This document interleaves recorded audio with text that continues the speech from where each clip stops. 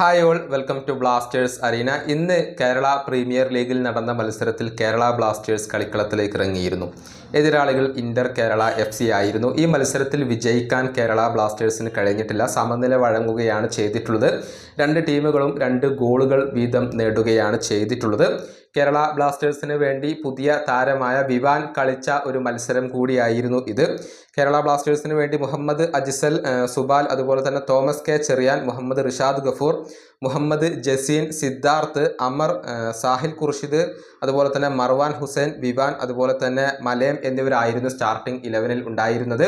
Kerala Blasters തന്നെയാണ് ആദ്യം ലീഡെടുത്തത്. മത്സരത്തിന്റെ 28ാമത്തെ മിനിറ്റിൽ അജിസൽ ഒരു ഹെഡർ ഗോൾ നേടുകയായിരുന്നു. ആ ഗോളിന്റെ ലീഡിലായിരുന്നു ആദ്യ പകുതിയിൽ ബ്ലാസ്റ്റേഴ്സ് കളിക്കളം വിട്ടത്. പക്ഷേ പിന്നീട് ഇന്റർ കേരള രണ്ടാം പകുതിയിൽ ഒരു ഗോൾ തിരിച്ചടിച്ചു എന്നുള്ളതാണ്. പക്ഷേ വീണ്ടും തൊട്ടടുത്ത നിമിഷം തന്നെ ഗോൾ കണ്ടെത്താൻ കേരള ബ്ലാസ്റ്റേഴ്സിന് കഴിയുകയായിരുന്നു. റോഷിത്ത് ആയിരുന്നു ഒരു ബൈസിക്കിൾ കിക്ക് ഗോൾ രണ്ടാം പകുതിയിൽ നേടിയിരുന്നത്. പക്ഷേ ആ ലീഡിനും ആയുസ് ഉണ്ടായിരുന്നില്ല. പിന്നീട് ഇന്റർ കേരള സമനില ഗോൾ നേടി. അങ്ങനെയാണ് 2-2 എന്ന നിലയിൽ ഈ ഒരു മത്സരം അവസാനിച്ചിട്ടുള്ളത്.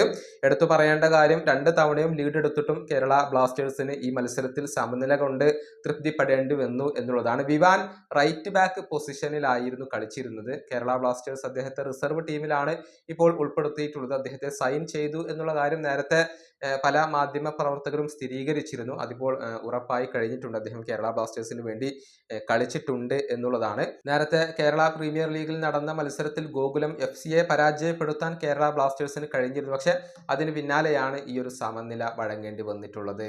ഈ വീഡിയോയുടെ അവസാനിപ്പിക്കുന്നു. അടുത്ത വീഡിയോയുമായി വീണ്ടും കാണാം.